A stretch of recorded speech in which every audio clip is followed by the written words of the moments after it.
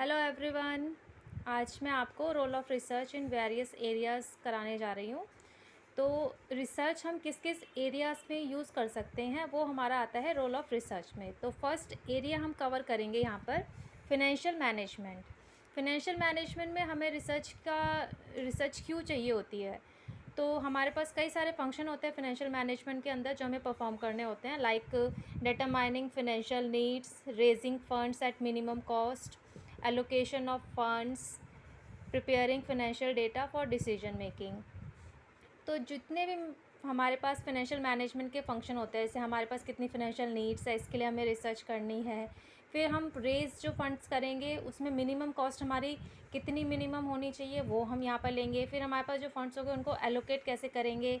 फिर प्रिपेयर करेंगे financial data ताकि हमें प्रॉपर डिसीजन ले सके। तो इसलिए हमें फिनेंशियल मैनेजमेंट में एक प्रॉपर हमें रिसर्च की नेसेसरी बहुत ज़्यादा इंपॉर्टेंट हो जाती है। नेक्स्ट फील्ड हमारे पास आती है प्रोडक्शन मैनेजमेंट।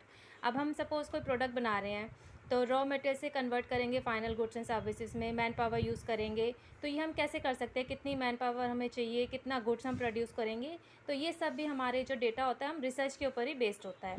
तो प्रोडक्शन मैनेजमेंट में we take effective decisions when we convert raw material into final goods और services by the use of manpower with the help of research. तो इसलिए प्रोडक्शन मैनेजमेंट में भी वी यूज़ रिसर्च।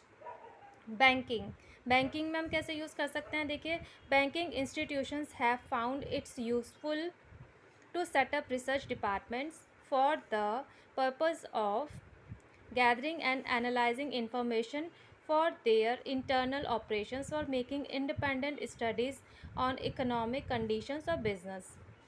देखिए इसका meaning ये होता है कि बैंकिंग इंस्टीट्यूशन ने सेटअप करा है रिसर्च डिपार्टमेंट। क्यों करा है रिसर्च डिपार्टमेंट सेटअप, क्योंकि उसे जो है अपने इंटरनल ऑपरेशंस के लिए इन्फॉर्मेशन गैदर करनी है जो हम रिसर्च के थ्रू करते हैं। फिर जो हमने इन्फॉर्मेशन गैदर करी है उसको एनालाइज करेंगे इन्फॉर्मेशन के बेस पर, ताकि हमारा जो इंटरनल ऑपरेशन है बैंकिंग बिजनेस का वो हम आगे इकोनॉमिकली आगे और स्ट्रॉन्ग बना सकें।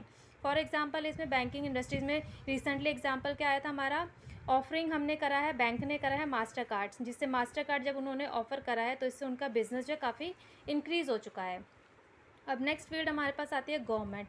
The government's economic policy has a foundation of research, economic planning, optimum utilisation of resources for the development of the nation. Government के लिए जो रिसर्च होती है एक फाउंडेशन की तरह काम करती है, जैसे इकोनॉमिक प्लानिंग है, ऑप्टिमम यूटिलाइजेशन ऑफ रिसोर्सेज है। ये सारी चीज़ें हमारे किस बेस पर हम करते हैं, रिसर्च के बेस पर, मीन्स कि with the help of research ये सारी चीज़ें ईजीली हो जाती है गवर्नमेंट के लिए। फिर नेक्स्ट फील्ड हमारे पास आती है ह्यूमन रिसोर्स मैनेजमेंट। इसमें भी हमें रिसर्च काफ़ी एक टूल की तरह वर्क करता है। जैसे हमें वेज रेट फिक्स करना है, इंसेंटिव स्कीम्स हम फाइंड आउट करेंगे, कॉस्ट ऑफ लिविंग है, एम्प्लॉय टर्नओवर रेट्स है। तो कई सारे हमारे पास ह्यूमन रिसोर्स मैनेजमेंट के फंक्शंस होते हैं जिसके लिए हमें रिसर्च करना बहुत ही आवश्यक हो जाता है। नेक्स्ट फील्ड हमारे पास आती है मार्केटिंग मैनेजमेंट।